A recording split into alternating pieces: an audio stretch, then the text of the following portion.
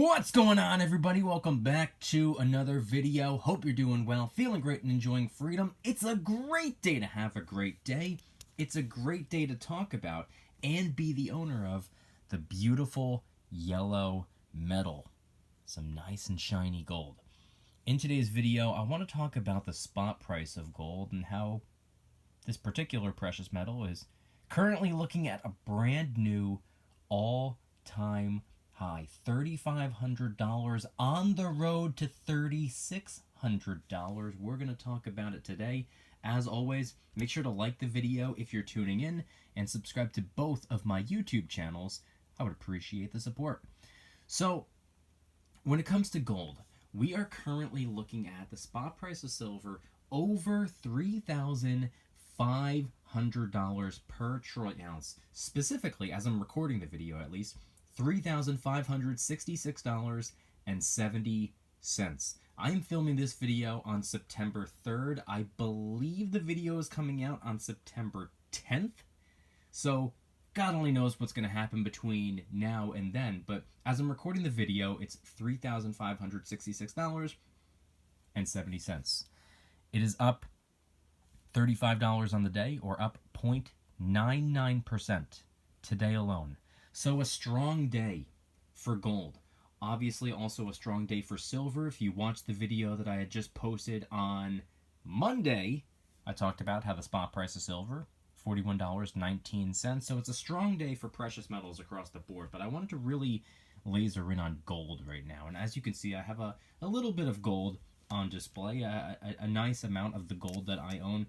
I have some 10th ounce gold coins over there. What do we have? Up top we have a kookaburra, a gold eagle, a Krugerrand.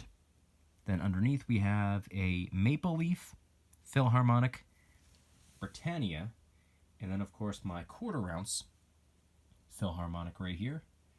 And over on the right hand side of the screen, you can see that we have a couple of goldbacks. We have the 1, we have the 5, and we have the 10 goldbacks from New Hampshire, Utah, and Nevada. Those are currently all of the goldbacks that I own. I'm not too locked in on goldbacks, just because even though they're really cheap, technically they're like secretly expensive if you do the math and figure out how much you're paying over spot, because this right here, the 10 goldback note, is only 1% of an ounce of gold. And if you do the math and how much you're purchasing the 10 goldback note for, you're actually paying way over spot than you would if you were to buy a, I know it doesn't exist, but a 1/100th ounce gold bar, if that makes sense. According to the math, you're paying a crazy premium on these things. You can kind of justify it, at least in my opinion, because it's not just gold, it's art made out of gold, and art carries a premium as well. So the premium is attached to the gold, and it's also attached to the art. And also, not for nothing, you know what else comes with a premium a lot of the time? Having fun. And they're fun to have. They're fun to look at, they're fun to hold, they're fun to talk about. Goldbacks are just fun in general. Even if you were just to get a couple, you don't have to get every single goldback out there, but if you just wanted a few just to have them, just for fun, hey, I don't think there's anything wrong with that. If you're using goldbacks to quote-unquote stack gold, there absolutely is something wrong with that. Don't do that. Stack gold by getting yourselves either small denominations, little 1 gram, 5 gram, 10 gram gold bars, 10th ounce, quarter ounce, half ounce, 1 ounce gold coins. That is a smarter way of stacking, even if it takes you a little bit longer to save up in between little units of gold. You're better off because the premiums are far lower. Now, when it comes to gold for me, I haven't picked up any gold at all in a while. And earlier this year, I made the decision to save up for a larger piece of gold. I would like to get myself a 1 ounce gold buffalo. I've wanted one from the very beginning. I've actually wanted a gold buffalo since before I ever picked up my very first piece of gold. My very first piece of gold was technically a little 1 gram gold bar. After that, I got myself a 10th ounce gold eagle. Then I got myself a 10th ounce gold maple. And my original plan was just to go back and forth between those.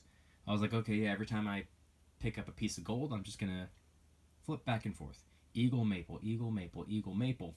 Then I came up with this international troy ounce of gold idea where I was like, hey, you know what would be kind of fun? If I got a 10th ounce gold coin from 10 different countries. 10 different 10th ounce gold coins from 10 different countries, and essentially build myself a troy ounce of gold. I thought that would be a fun thing to do. So I was working on that. I got about 60% of the way there, and then I got distracted getting larger denominations of gold and more silver and investing and focusing on my business and stuff. So either way, I got a little bit distracted there. But hey, I'd rather have 60% completed that task than to not get it started at all and have no gold at all. At the end of the day, gold is gold regardless of where it's from, regardless of what's on it, regardless of whatever. Gold is gold. And if gold is the priority, it's a rock solid priority to have in my opinion. But it's crazy though, because this entire year so far, every time we talk about gold, it's, the topic is that it's reaching a new all-time high.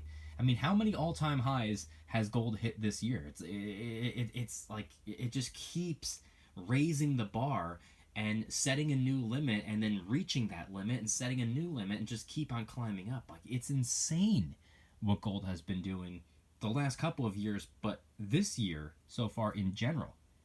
Year to date, gold is going bonkers. Gold is, between the two, silver and gold, gold is the stability metal. And silver I've always referred to as like the opportunity metal. I do think there's more room for sporadic or rapid growth when it comes to silver. Think of silver as more of like a tech stock. A lot more volatility in tech. Look at gold as the blue chip stocks. The 50, 100, 200, 300-year-old companies that have just been killing it for decades or centuries. The blue chips. They've kind of, I don't want to say reached their peak, but they've long surpassed that growth phase. And they're not so much focused on rapid growth anymore. They're focused on stability. They're focused on slower expansion and acquisitions and whatnot, where tech is a little bit more focused on innovation and creation and rapid growth and reinvesting everything and growing and growing and growing, while the blue chip, that's kind of how I see them. That's how I look at silver versus gold. Two very different metals for very different reasons. And the richest of the rich people in the world prefer gold over silver for the sake of stability. Now, they don't prioritize gold over their investments, but when we're kind of stepping into shaky grounds when it comes to the economy, they turn to precious metals, specifically gold, as a safe haven. Slower, steadier growth rather than the volatility. Because when you're looking for stability, silver's probably, or the performance of silver, the behavior of silver is probably not what's going to help you sleep at night. What comes with gold will help you sleep at night. That's stability. The metal that you can rely on. Silver's up and down and crazy and all over the place sometimes. Might go up at a quicker speed, but guess what? When times get tough, it goes down at a quicker speed too. Gold might take a little bit of a hit, but silver can plummet. And we've seen that time and time again. Either way, when it comes to gold, when I first got started stacking, see, I got my very first piece of silver at the end of 2017. Like December of 2017. Basically 2018. And 2018 was my first full year of stacking. I didn't get my first piece of gold until February, maybe March of 2018. And that was just a little 1 gram gold bar. Spot price at the time,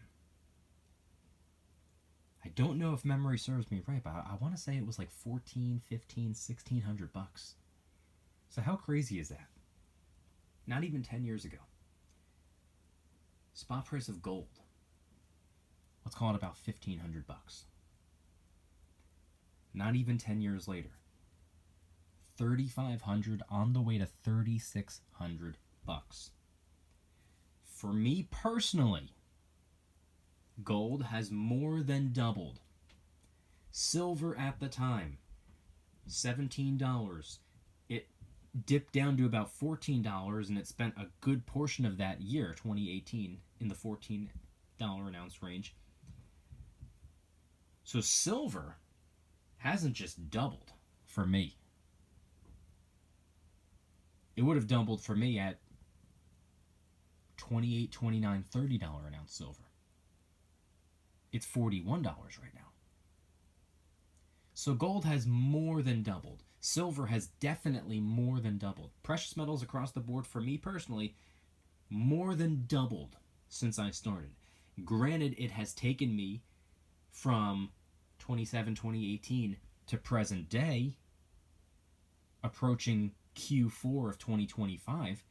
But either way, when I had first set foot in the precious metal world, I wasn't doing it for explosive growth. I wasn't doing it to make money. Precious metals are not to make money. Precious metals are to save money in what I consider to be a far more intelligent way. See, you can have yourselves precious metals. You can have yourself a savings account. Now, I have a savings account too, but my savings account is for the short term. It's cash. I want it to be cash. I want it to be paper dollars. I want it to be these things in there. Why? Because I am saving up for something. The precious metals, or the dollar bills that I convert into precious metals, a different form of saving, is money that I'm saving for the long term. And I'm utilizing it as a tool to hedge against inflation. As long as silver and gold can beat inflation, which they have in the past, and I believe they will continue to do in the future, especially long term, another 5 years out, another 10 years out, another 20, 30, 40 years out, I don't believe the precious metals are going to have a problem at all when it comes to that. Granted, if you're looking to make money and do something that far exceeds the rate of inflation, you're obviously going to want to invest your dollars. I mean, the S&P 500 averages about, 8, 9, 10% a year. And that's factoring in the years that you see a negative return. Over the long run, adjusted for inflation, like 8%. Not bad. And it pays you to hold it. Gold and silver, they don't do that, because silver and gold, the precious metals, are not an investment. They're merely a hedge. But guess what? It's better to have a hedge against inflation than it is to not. Because if all you have are dollar bills in a savings account, racking up that sweet, sweet 0.5% interest. Maybe a little bit higher, because rates are up right now. But that's not going to last very long, because rates are going to be cut, to my understanding, this month, September. And you're relying on a savings account. That's fine. If you're saving up to buy a car, if you're saving up to buy a house, if you're saving up to start a business, yeah, no problem. But if you're focusing on the savings account long term, you gotta understand, yeah, you might be getting a little bit of interest, but the rate of inflation takes that away and more. Your dollar bills are getting eaten in there. Even though the dollar bill amount might be growing by a very small bit, It's going down in value. Might be going up in numbers, but it's going down in value.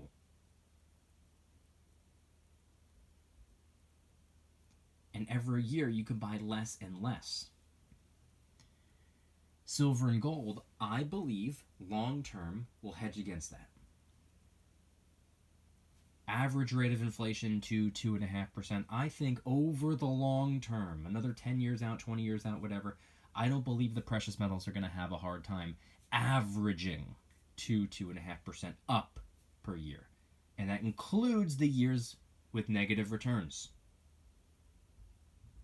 That's what I'm using the precious metals for. That's what a lot of people use the precious metals for. If you're using the precious metals as a way of making money, you gotta understand that's not the way to go. And there are way better, way more reliable, way more consistent, way more intelligent ways of making money. You gotta invest your dollars to make money. Precious metals are fantastic to have in your possession to save money. It's a hedge against inflation. It's wealth preservation. This is not wealth creation. This is not wealth building. This is wealth preserving. And the richest of the rich people in the world understand that, which is why they're in business, stocks, and real estate primarily. And when they know the economy is taking a hit, that's when they take and liquidate some of their assets.